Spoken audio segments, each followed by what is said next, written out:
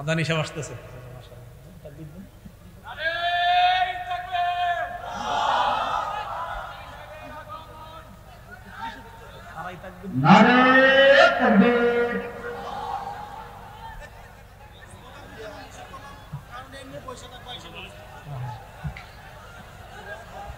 ভালো ভাই,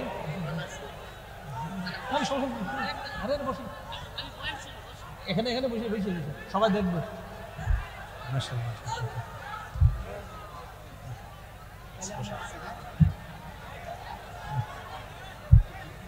ভাই বসে বসে আমরা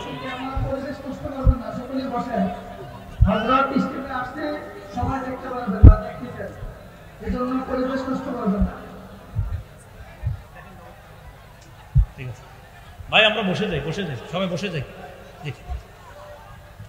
আমরা না বসলে চলে যাবে, কিন্তু বসে যাই সবাই। আচ্ছা আচ্ছা, সমস্যা সমস্যা। জি, আমরা বসি বসি একটু খামোশ হয়ে যাই। জি, বেদাতের ভয়াবহতা, বেদাতের এক নম্বর ভয়াবহতা, যে ব্যক্তি বেদাত করবে, বেদাতি কর্মকাণ্ড করবে, রাসূলুল্লাহ সাল্লাল্লাহু আলাইহি ওয়াসাল্লামের হাউজে কাউসার থেকে সে বঞ্চিত হবে।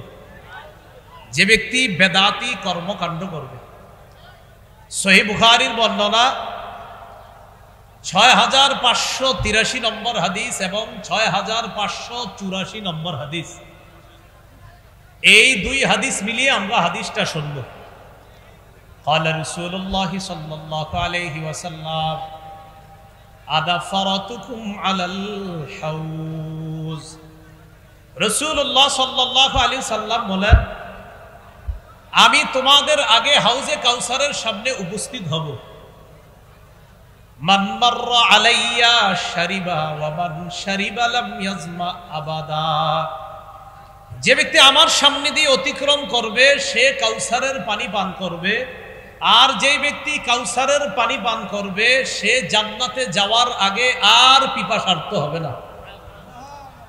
রাসূলুল্লাহ সাল্লাল্লাহু আলাইহি সাল্লাম বলেন, লা ইয়ারিদান্না আলাইয়া আকওয়াম আ'রিফুহুম ওয়া ইয়া'রিফুনানি সুম্মা ইউহালু বাইনি ওয়া বাইনাহুম। এরপর আমার সামনে একদল মানুষ আসবে হাউজে কাউসারের পানি পান করার জন্য। কাউসারের পানি পান করার জন্য যারা আসবে তাদেরকে আমি চিনব, তারাও আমাকে চিনবে। তো দুই দলকে চিনবে, নবী চিনবে এরা আমার উম্মত, আর উম্মতে চিনবে তিনি আমাদের নবী।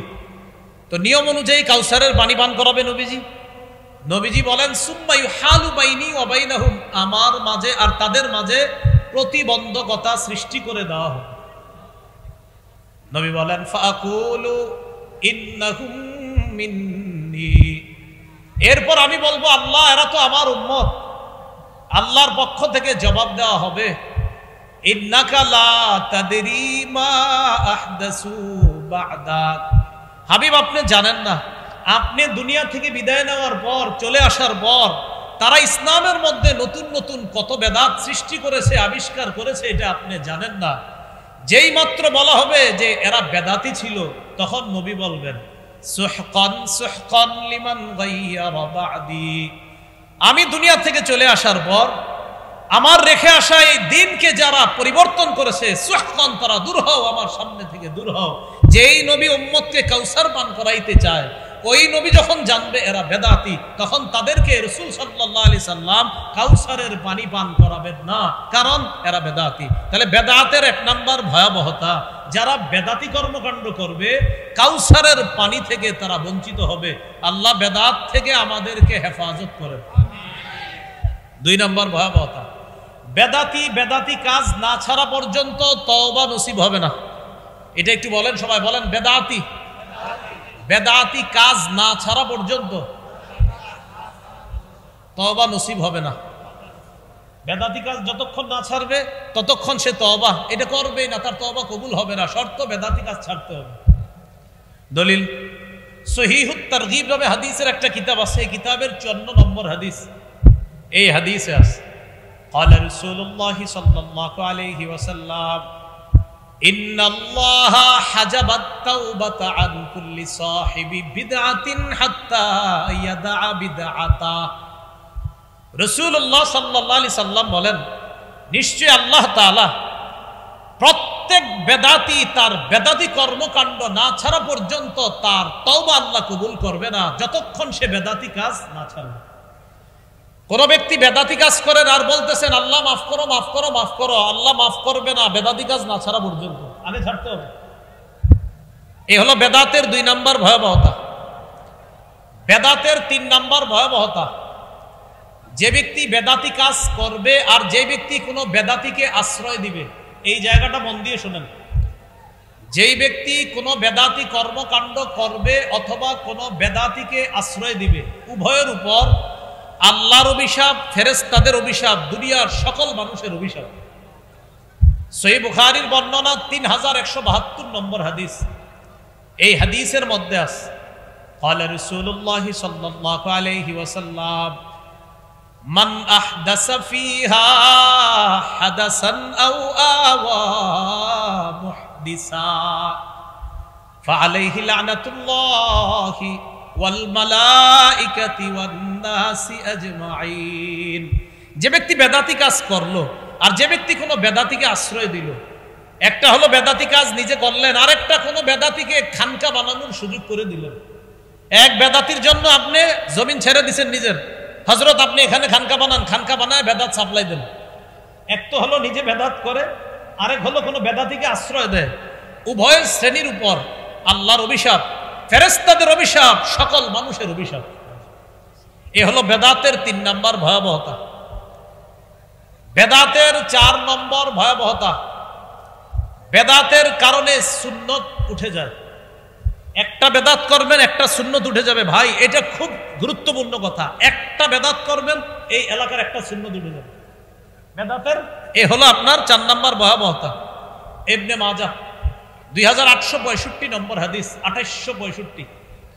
এই হাদিসের মধ্যে আসছে রাসূলুল্লাহ সাল্লাল্লাহু আলাইহি সাল্লাম বলেন, ইন্নাহু সায়ালি আমরাকুম বাদি রিজালুন, তোমাদের পরে আমি দুনিয়া থেকে বিদায় নেওয়ার পর তোমাদের ইসলামের দ্বীনের দায়িত্ব নিবে এমন কিছু মানুষ।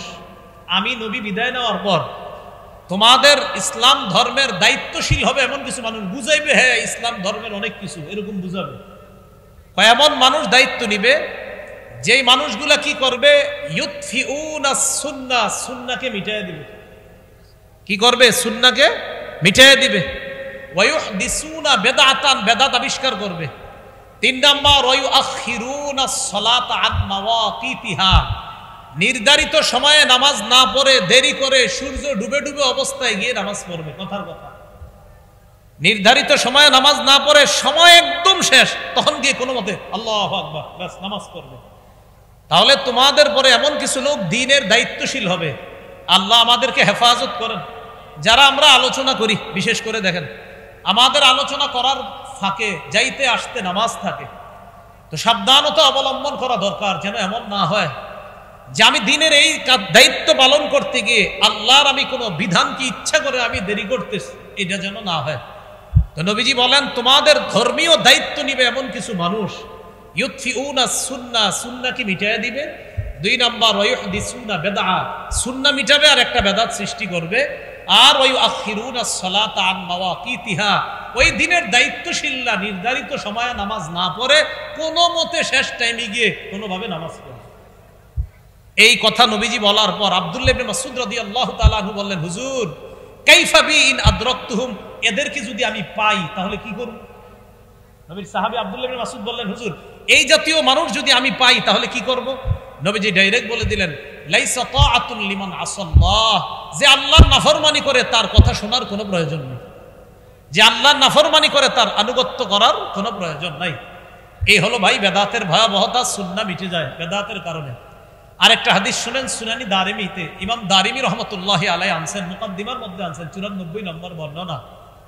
قال رسول الله صلى الله عليه وسلم মাবতাদা কওমুন, কোন সম্প্রদায় যখন বেদাতগিরি করে, বিদআতান ফি দীনিহিম, কোন সম্প্রদায় যখন তাদের ধর্মের মধ্যে একটা বেদাত চালু করে, কোন সম্প্রদায় যখন তাদের ধর্মে একটা বেদাত চালু করে, প্রিয় মুরাদনগর এলাকার ভাইয়েরা, আল্লাহর হস্তে বলি, ভালো করে শোনেন, আপনাদের এই এলাকায় কেউ যদি একটা বেদাত নতুন করে শুরু করলো, ইল্লা নাযাআল্লাহু মিন সুন্নাতিহিম সুন্নাতা, আল্লাহ ওই এলাকা থেকে একটা সুন্নত উঠায় নেয়।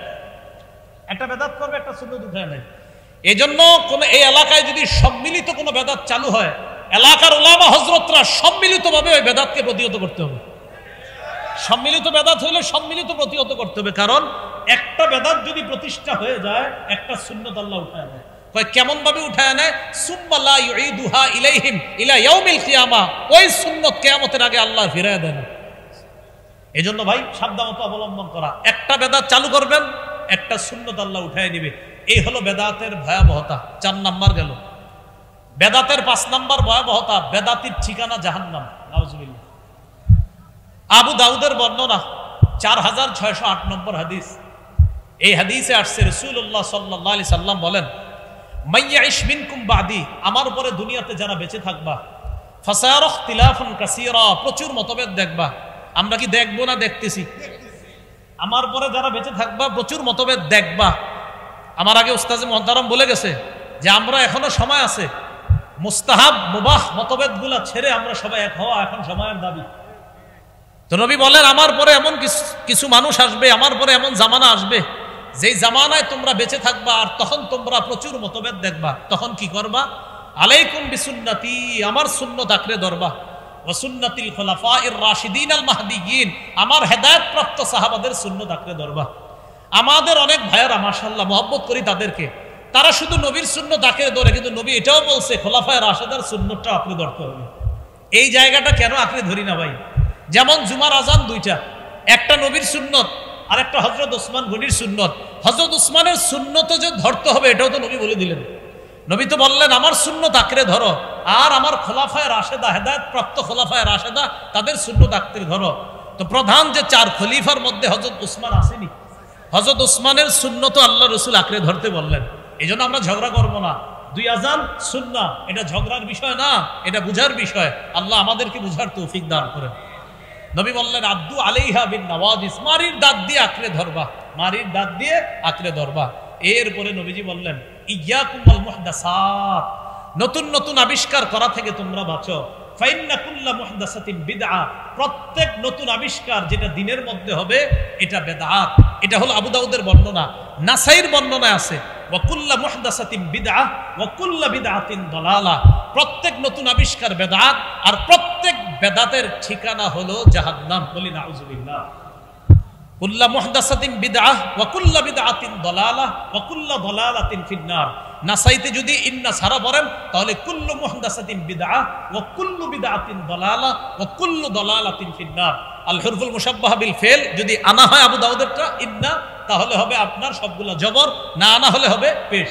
তো কুল্লু বিদআতিন দালালাহ, প্রত্যেক বেদাত পথভ্রষ্টতা, ওয়া কুল্লু দালালাতিন ফিন্নার, প্রত্যেক পথভ্রষ্টতার ঠিকানা হলো জাহান্নাম। অর্থাৎ দেখেন, পথভ্রষ্টতার ঠিকানা জাহান্নাম। পথভ্রষ্টকে যে বেদাতি, বেদাতিকে দিনের মধ্যে যে নতুন আবিষ্কার করছে, যে নতুন কিছু আবিষ্কার করলো সে কি? বেদাতি। বেদাতি কি? পথভ্রষ্ট। পথভ্রষ্ট ঠিকানা কোথায়? জাহান্নাম। আল্লাহ আমাদেরকে হেফাজত করেন। এইগুলো কুল হাল নুনাব্বিউকুম বিল আখসার কেন্দ্রিক কিছু বেদাত করে আমাদের অনেক মুসলমানরা। কি কেন্দ্রিক? এই কবর কেন্দ্রিক বেদাত শিরিক পর্যন্ত পৌঁছায়া যায়। আমাদের রফিকুল ইসলাম মাদানী অনেক দূরে যাবে, কিন্তু নেত্রকোনা যাবে আবার। মন থেকে কইতেছেন তো? আচ্ছা। না আসলে এটা অনেক সময় কি হয়, এটা তো আমাদেরও বুঝতে হবে, অনেক দূর থেকে আসে। কবর কেন্দ্রিক কিছু বেদাত করে, এই বেদাত শিরিক পর্যন্ত পৌঁছায়া যায়। এটা একটু মন দিয়ে শুনবো আমরা। কবর কেন্দ্রিক বেদাত, রাসূলুল্লাহ সাল্লাল্লাহু আলাইহি সাল্লামের একটা হাদিস আগে ভূমিকা স্বরূপ শুনি, এরপর আলোচনায় যাই। আবু দাউদের 4607 নম্বর হাদিস। এই হাদিসের মধ্যে নবীজি বলেন হালাকাল মুতানাত্তিউন, হালাকাল মুতানাত্তিউন, হালাকাল মুতানাত্তিউন, 3 বার বলছে। সীমালঙ্ঘনকারীরা ধ্বংস হোক, বাড়াবাড়িকারীরা ধ্বংস হোক, বাড়াবাড়িকারীরা ধ্বংস হোক, এটা নবীজি বললেন। এবার দেখেন কবর কেন্দ্রিক বাড়াবাড়ি কি হয়। কবর কেন্দ্রিক বাড়াবাড়িগুলো এমন পর্যায়ে পৌঁছে, ভালো মানুষদেরকে আমরা কবর কেন্দ্রিক বালাবাড়ি করি, ভালো মানুষদেরকে কেন্দ্র করে। শাহজালাল রহমতুল্লাহ আলাইহি দেশে ইসলামের দাওয়াত দিচ্ছে, ওনার কবরকে কেন্দ্র করে বাড়াবাড়ি করে অনেকে, সেটা শিরিক পর্যন্ত যদি পৌঁছে যায়, ওই শিরিক হারাম। এই বেদাতকে আমরা কোনো মুসলমান প্রশ্রয় দিতে পারে না। শাহজালাল রহমতুল্লাহ আলাইহি তিনিও যদি আল্লাহ যদি তারে আইনা এই কর্মকাণ্ড দেখাইতেন, তো তার ওই আবেগী ভক্তদেরকে সর্বপ্রথম লাঠি পিটা করে সেখান থেকে বের করতেন, কারণ তিনি ইসলামের দাওয়াত নিয়ে আসছে এই দেশে। তার কবরকে, কবর এটা আমরা অবশ্যই বলি কবর জিয়ারত করতে হবে, মাজার জিয়ারত করবো, কোনো সমস্যা নেই, কিন্তু কবরকে কেন্দ্র করে কোনো বেদাত এটা আমরা করব না। যারা করবে তাদেরকে আমরা প্রশ্রয় দিব না, দিতে পারি না। এই জন্য জানেন আমাদেরকে অনেকে ভুল বুঝে, কি কয় জানেন, এরা আল্লাহ ওলির বিরোধী, এরা মাজার বিরোধী। বিষয়টা এমন না, আমরা আপনার আল্লাহর ওলির বিরোধী না, আমরা কবর জিয়ারতের বিরোধী না, আমরা মাজার জিয়ারতের বিরোধী না, আমরা বিরোধী বেদাতের। আল্লাহ বুঝার তৌফিক দান করে। সহিহ বুখারীর বর্ণনা 427 নম্বর হাদিস। নবীজির 3 বিবি, দেখেন মজার ব্যাপার, এই হাদিসে 3 বিবির কথা। হাদিসের বর্ণনাকারী আম্মাজান আয়েশা সিদ্দিকা, যাদের ব্যাপারে বর্ণনা এরও নবীর আরো 2 বিবি, উম্মে হাবিবা, উম্মে সালমা। সুবহানাল্লাহ। আর বুখারীর বর্ণনা 427 নম্বর হাদিস। আম্মাজান আয়েশা সিদ্দিকা বলেন, আন্না উম্মে হাবিবা ও উম্মে সালামা, উম্মে হাবিবা এবং উম্মে সালামা তারা দুইজন, এরা কি করছে, এই দুইজন জাকারতা কানিসাতান, এই দুইজন একটা গির্জার কথা উল্লেখ করেছে। উম্মে হাবিবা উম্মে সালামা এই দুইজন একটা গির্জার কথা উল্লেখ করেছে, একটা গির্জা তারা দেখছে।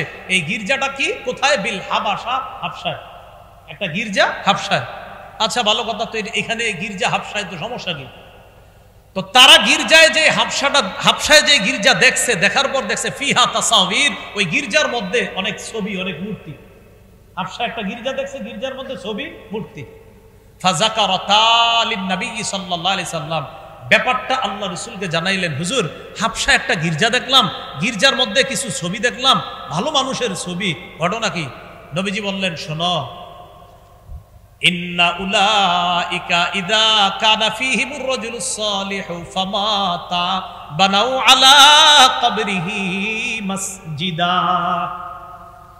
অতীত জামানার মানুষের নিয়ম ছিল, এই তাদের মধ্যে কোনো ভালো মানুষ যদি মারা যায়, ওই ভালো মানুষ মারা যাওয়ার পর তারা ওই ভালো মানুষের কবরের উপর একটা সেজদার স্থান বানাইতো, বলি নাউজুবিল্লাহ। বানানোর পর অসগরু ফীহি তিলকা সুয়ার, বানানোর পর ওই ভালো মানুষদের কিছু ছবি, কিছু মূর্তি ওই সেজদার স্থান যেখানে মসজিদ বানাইতো, যেখানে এটার ভিতরে স্থাপন করতো। নিচে শোয়া কারা?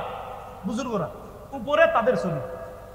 নিচে কবর হলো বুজুর্গদের, ভালো মানুষদের, উপরে আবার তাদের ছবি, এগুলো মসজিদে লাগাই রাখতো, মূর্তি বানায় মসজিদে স্থাপন করে রাখতো।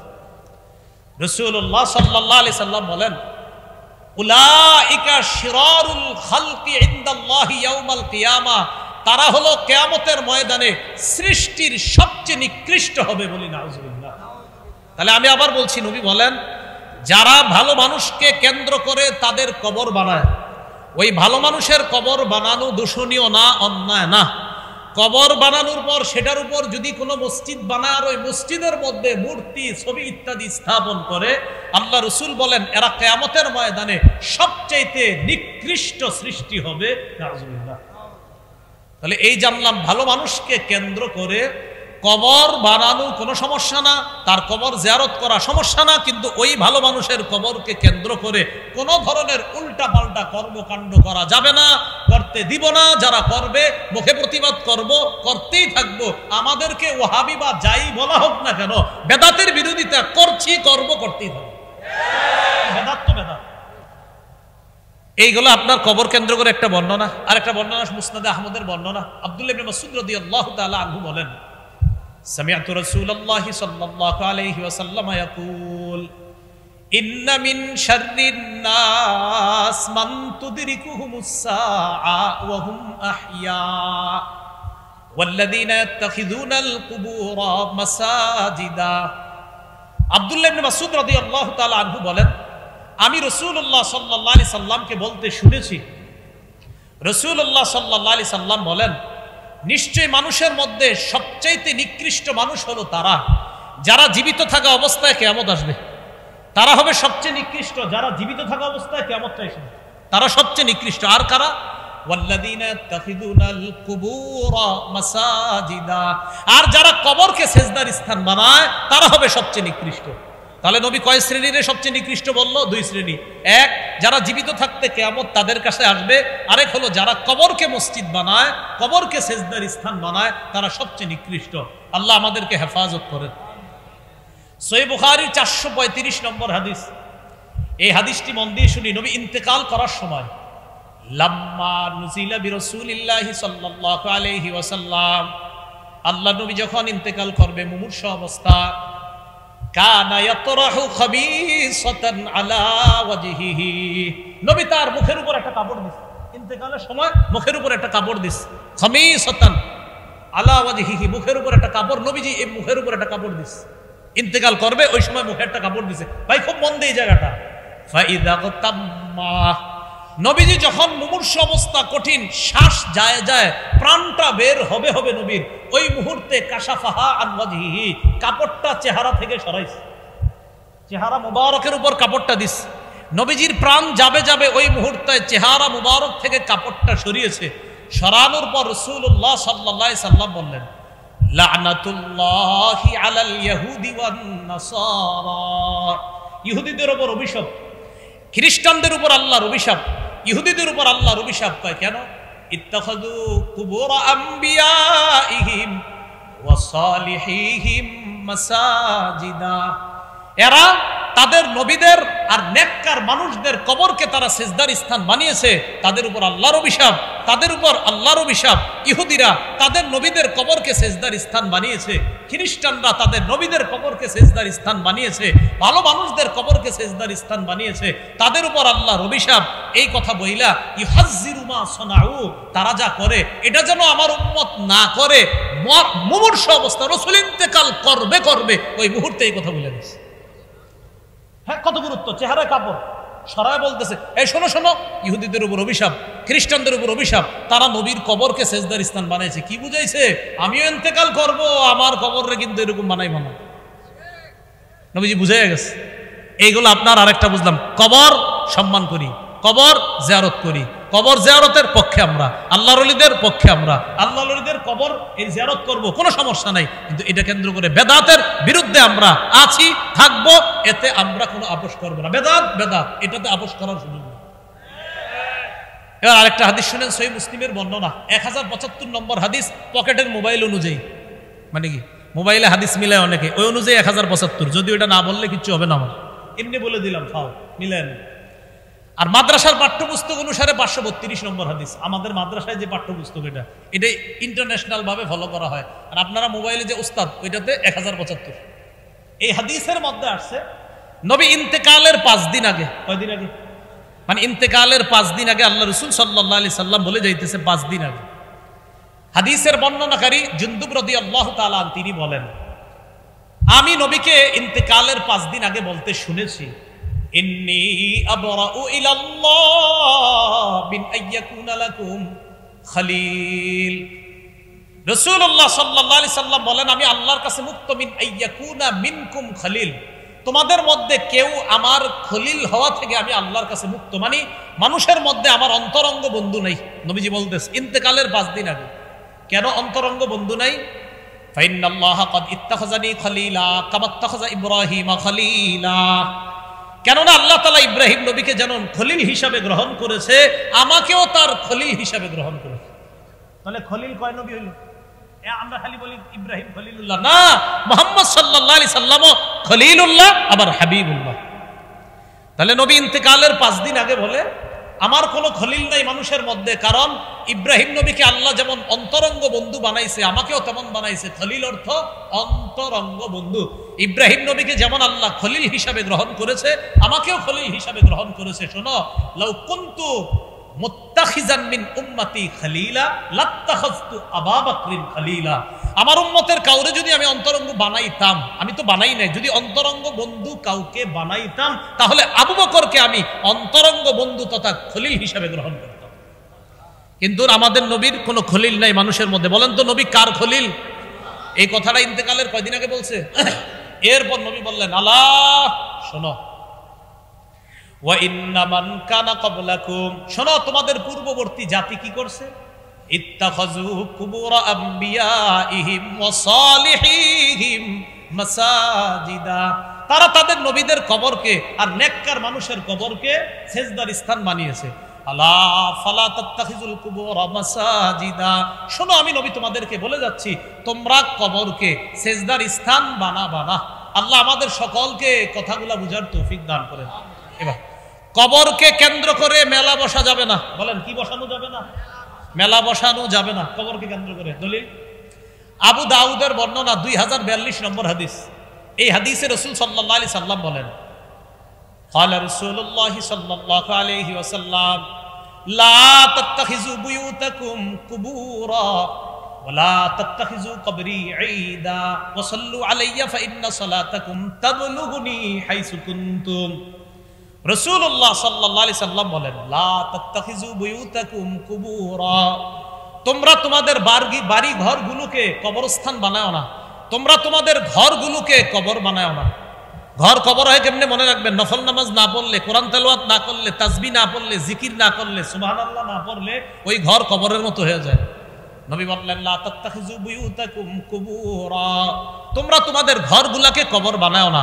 তাহলে নফল নামাজ ঘরে বইলেন, মা বোনদেরকে কোরআন পড়তে বইলেন, একটু জিকির করতে বইলেন, ঘরটাকে কবর বানাইতে নিষেধ করবেন।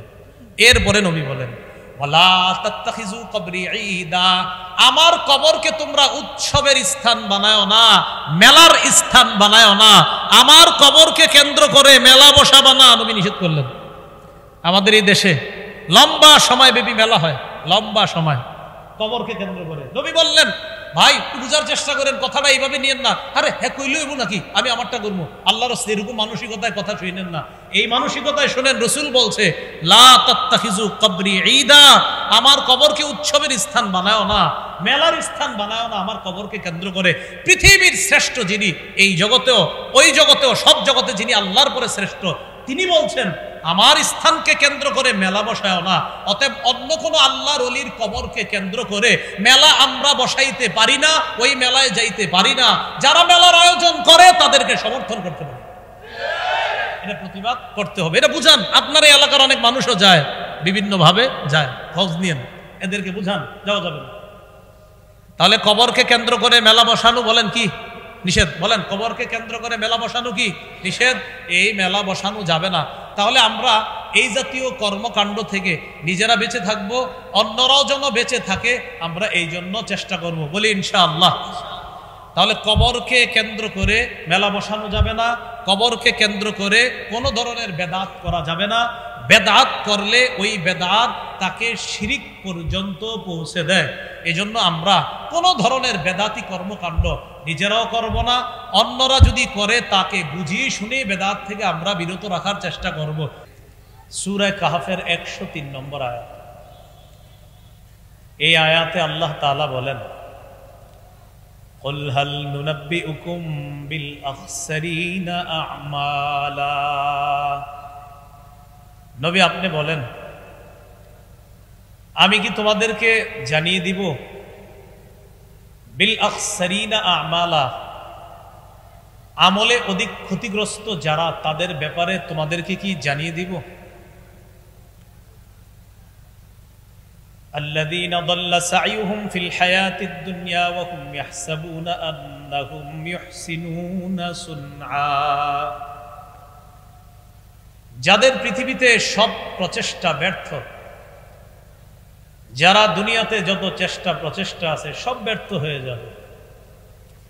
দুনিয়াতে তারা অনেক চেষ্টা মুজাহাদা মেহনত করে, ওয়া হুম ইয়াহসাবুনা আন্নাহুম ইউহসিনুনা সুনআ, তারা মনে করে তারা ভালো কাজ করতেছে। আল্লাহ তাআলা বলেন আমি কি তাদের ব্যাপারে বলবো যারা আমলে অধিক ক্ষতিগ্রস্ত? তারা ওই সমস্ত মানুষ যাদের দুনিয়ায় যত চেষ্টা আছে সব চেষ্টা ব্যর্থ, অথচ তারা মনে করে তারা যা করতেছে সব ভালো কাজ করে। এরা কারা? উলাইকাল্লাযীনা কাফারু বিআয়াতি রাব্বিহিম ওয়া লিকাইহি ফাহাবিতাত আ'মালুহুম ফালা নুকিমু লাহুম ইয়াউমাল কিয়ামাতি ওয়াজনা। এরা ওই সমস্ত মানুষ যারা তাদের রবের আয়াতকে অস্বীকার করেছে, ওয়ালিকায়ে, রবের সাথে সাক্ষাতের বিষয়টাও তারা অস্বীকার করেছে। ফাহাবিতাত আমালুহুম, পরে তাদের আমল সব নষ্ট হয়ে যাবে। ফালা নুকিমু লাহুম ইয়াউমাল কিয়ামাতি ওয়াজনা। আল্লাহ বলেন, ফলে কিয়ামতের ময়দানে আমি তাদের কোনো আমলের ওজন নির্ধারণ করব না, ওজন সাব্যস্ত করব না, ওজন নির্ধারণ করব না। যালিকা জাযাউহুম জাহান্নাম, এই কারণে তাদের প্রতিদান হলো জাহান্নাম। বিমা কাফারু, তারা কুফরি করার কারণে। ওয়াত্তাখাযু আয়াতি ওয়া রুসুলি হুজুয়া, আমার আয়াত আর আমার রসুলদেরকে উপহাসের পাত্র বানিয়েছে তারা, এই কারণে তাদের ঠিকানা হলো জাহান্নাম। তাহলে এরা আমলে ক্ষতিগ্রস্ত। কিছু মানুষ আছে এরা দুনিয়াতে ভালো কাজ করে, করার পর মনে করে আমি তো যা করতেছি সব ভালো কাজ। আল্লাহ বলেন এদের ধারণা এরা ভালো কাজ করে, আসলে তারা তাদের রবের আয়াত, রবের সাথে সাক্ষাতের বিষয়টা, মূল জায়গাটাই তারা অস্বীকার করে। আমাদের উস্তাদ মুহতারাম হযরত আলোচনা করেছেন, 5টা বিষয় শিখিয়েছে। 1 নম্বর ছিল আকায়েদ, আকীদা। তাদের বিশ্বাস সঠিক নাই, সঠিক না থাকার কারণে তারা অনেক ভালো কাজ করে, করার কারণেও তাদের আমলনামা বরবাদ। বিপরীত দিকে আল্লাহ বলে, ইন্নাল্লাযীনা আমানু ওয়া আমিলুস সালিহাত, যারা ঈমান আনে, নেক কাজ করে, কানাত লাহুম জান্নাতুল ফিরদাউসি নুজুলা, তাদের জন্য জান্নাতুল ফিরদাউসি নুজুলা, মেহমানখানা স্বরূপ জান্নাতুল ফিরদাউস। যারা ঈমান আনে, নেক কাজ করে। এখন এই জায়গায় মূল আলোচনাটা বুঝতে হবে। নেক কাজ যারা করে, এই নেক কাজ করতে হবে শিরিক মুক্ত নেক কাজ, বেদাত মুক্ত নেক কাজ। কি নেক কাজ? শিরিক মুক্ত নেক কাজ, বেদাত মুক্ত নেক কাজ। কাজ করলেন আপনি কিন্তু শিরকি কাজ, আপনি আবেগে চোখের পানি ছাড়তেছেন কিন্তু কাজটা শিরকি, তাহলে আপনার এই ভালো কাজের কোনো মূল্য হলো না। চোখের পানিও কিন্তু ফেলতেছেন আপনি, এবং অন্যরা বলতেছে এই লোক এত কাঁদতে পারে, ওনারে আপনারা বলেন সে শিরিক করে। তো শিরিক যে করে তারে তো শিরিক বলতেই হবে, শিরিক করে। রাসূলুল্লাহ সাল্লাল্লাহু আলাইহি সাল্লাম তার সাহাবী মুআয ইবনে জাবাল রাদিয়াল্লাহু তাআলা আনহুকে বলেছেন, মুআয ইবনে জাবাল বলেন, আওসানি রাসূলুল্লাহ সাল্লাল্লাহু আলাইহি ওয়াসাল্লাম বিআশরি কালিমাত, রাসূলুল্লাহ সাল্লাল্লাহু আলাইহি সাল্লাম আমাকে 10টি বিষয়ে উপদেশ দিয়েছে। 1 নাম্বার, লা তুশরিক বিল্লাহি শাইআ ওয়া ইন কুতিলতা ওয়া হুররিকতা। মুআয, তোমাকে যদি জ্বালিয়ে দেওয়া হয়, তোমাকে যদি হত্যা করা হয়, এরপরেও তুমি আল্লাহর সাথে শিরিক করবা না। তোমাকে যদি জ্বালিয়ে দেওয়া হয়, তোমাকে যদি হত্যা করা হয়, তুমি আল্লাহর সাথে শিরিক করবা না। সহিহ বুখারীর 1237 নম্বর হাদিসের বর্ণনা, জিবরিল আমিন রাসূলুল্লাহ সাল্লাল্লাহু আলাইহি সাল্লামকে বলেন, বাশশির উম্মাতাকা আন্নাহু মান মাতা মিন উম্মাতিকা ওয়া হুয়া লা ইউশরিকু বিল্লাহি শাইআ দাখালাল জান্নাহ। হাবিব, আপনি আপনার উম্মতকে সুসংবাদ দেন, আপনার উম্মতের মধ্যে যারা এই অবস্থায় মারা যাবে যে সে আল্লাহর সাথে শিরিক করে না, সে জান্নাতে প্রবেশ করবে। তাহলে নেক কাজ করা, এটা শিরিক মুক্ত হতে হবে। আরেকটা হলো বেদাত মুক্ত নেক কাজ হতে হবে। কি মুক্ত নেক কাজ? বেদাত। আমার মূল আলোচনাটা বেদাত নিয়ে, কারণ সাধারণত আমরা শিরিক সবাই যে করে এমন না, তবে অনেকে বেদাতি কাজ করে, তার বেদাতি কাজটা তার শিরিক পর্যন্ত পৌঁছায় দেয়, সেটা সে জানেও না। করে বেদাত, কিন্তু কাজটা পৌঁছায় দেয় শিরিক পর্যন্ত। তাহলে যারা কাফের, আকীদা নষ্ট, জাহান্নাম। যারা ঈমান আনে, নেক কাজ করে, তাদের ঠিকানা জান্নাতুল ফেরদাউস। শর্ত হলো ঈমান হতে হবে শিরিক মুক্ত ঈমান, আমল হতে হবে শিরিক মুক্ত, আমল হতে হবে বেদাত মুক্ত। এই আমলের মধ্যে শিরিকের গন্ধ লাগানো যাবে না। বেদাতের ব্যাপারে আম্মাজান আয়েশা সিদ্দিকা রাদিয়াল্লাহু তাআলা আনহা তার থেকে বর্ণনা। এটা মূলনীতি নবী আমাদেরকে শিখিয়ে দিয়েছেন। সহিহ বুখারীর বর্ণনা 2697 নম্বর হাদিস, 2697 নম্বর হাদিস। এই হাদিসের বর্ণনা عن عائشة الصديقة رضي الله تعالى عنها قالت قال رسول الله صلى الله عليه وسلم من أحدث في أمرنا هذا ما ليس فيه فهو رد। রাসূলুল্লাহ সাল্লাল্লাহু আলাইহি সাল্লাম বলেন, যে ব্যক্তি আমাদের এই শরীয়তের মধ্যে ইবাদতের নামে সওয়াবের আশায় নতুন কিছু আবিষ্কার করে, কি বললাম? যে ব্যক্তি শরীয়তের মধ্যে ইবাদতের নামে সওয়াবের আশায় নতুন কিছু আবিষ্কার করে, ফাহুয়া রদ্দুন, এটা প্রত্যাখ্যাত, এটা প্রত্যাখ্যান করা হবে, এটা পরিত্যাজ্য, এটা গ্রহণ করা হবে না। তাহলে শরীয়তের মধ্যে ইবাদতের নামে নতুন কিছু কেউ যদি অনুপ্রবেশ ঘটায়, এটা বেদাত। বলেন এটা কি?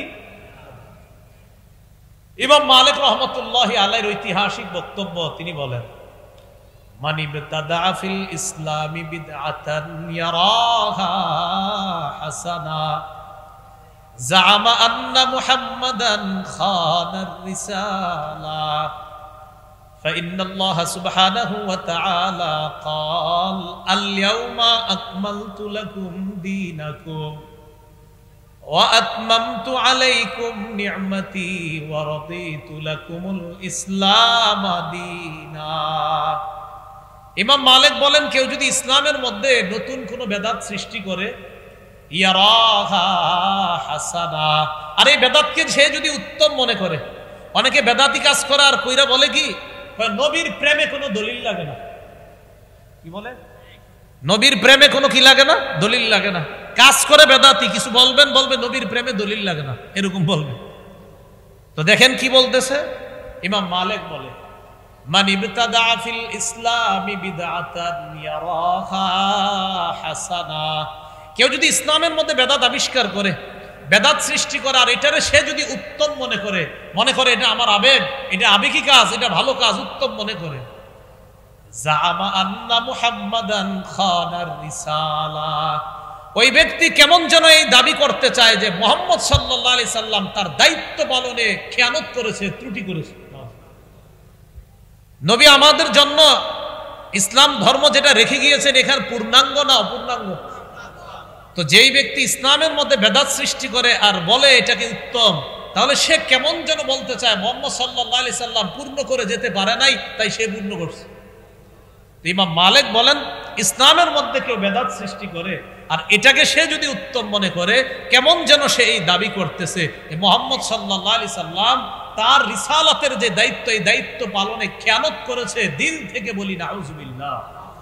অথচ আল্লাহ তাআলা ঘোষণা দিয়েছেন, আল ইয়াউমা আকমালতু লাকুম, আজ আমি তোমাদের জন্য দিনকে পরিপূর্ণ করে দিলাম। আল ইয়াউমা, আজ আকমালতু, পরিপূর্ণ করে দিলাম, লাকুম, তোমাদের জন্য, দীনাকুম, তোমাদের ধর্ম ইসলামকে পরিপূর্ণ করে দিলাম। এখন আপনারা বলেন, নবীজি কি পূর্ণাঙ্গ দিন রেখে গিয়েছেন? এটার মধ্যে কেউ যদি নতুন কিছু আবিষ্কার করে আর যদি এটাকে উত্তম মনে করে, এটাকে আমরা গ্রহণ করব না প্রত্যাখ্যান করব? আল্লাহ আমাদেরকে বুঝার তৌফিক দান করেন। প্রথম থেকে একটু বলি, নেক আমল করব, ঈমান রাখবো। ঈমানটাকে শিরিক মুক্ত রাখতে হবে, আমলটাকেও শিরিক মুক্ত রাখতে হবে। আমলে শিরিক কি? রিয়া করা, মানুষের দেখানো, আরো ইত্যাদি। এই আমলকেও শিরিক মুক্ত রাখা, আরেকটা বেদাত মুক্ত রাখা। তাহলে ইনশাল্লাহ জান্নাতে যাওয়া যাবে এবং আল্লাহর সাথে সাক্ষাৎ করা যাবে। আল্লাহ আমাদের সকলকে যে কথাগুলা শুনলাম, বললাম, আমার আগে যে কথাগুলা বলা হয়েছে, আমার পরে ইনশাল্লাহ রফিকুল ইসলাম মাদানী ভাই কথা বলবে, আরো অনেকে বলবেন ইনশাল্লাহ, তাদের কথাগুলো শুনে আমল করার তৌফিক দান। আপনারা দাঁড়াইছেন কেন? খারাপ দেখা যায়। বসে বসেন বসেন বসেন, বসেন বসেন বসেন। বসলে ওই মানুষ খেপে, বুঝেন না আপনারা? এটা বুঝেছেন না? আসসালামু আলাইকুম।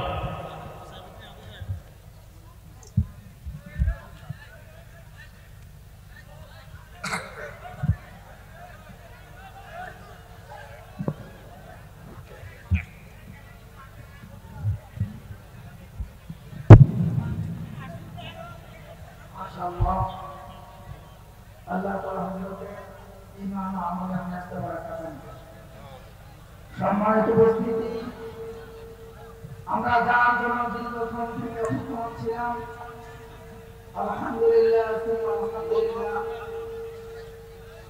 তিনি আমাদের মধ্যে উপস্থিত হয়েছে। এজন্য পরিবেশ নষ্ট না করে সকলেই বসে যান, সকলেই নিজ স্থানে সকলে বসে যান।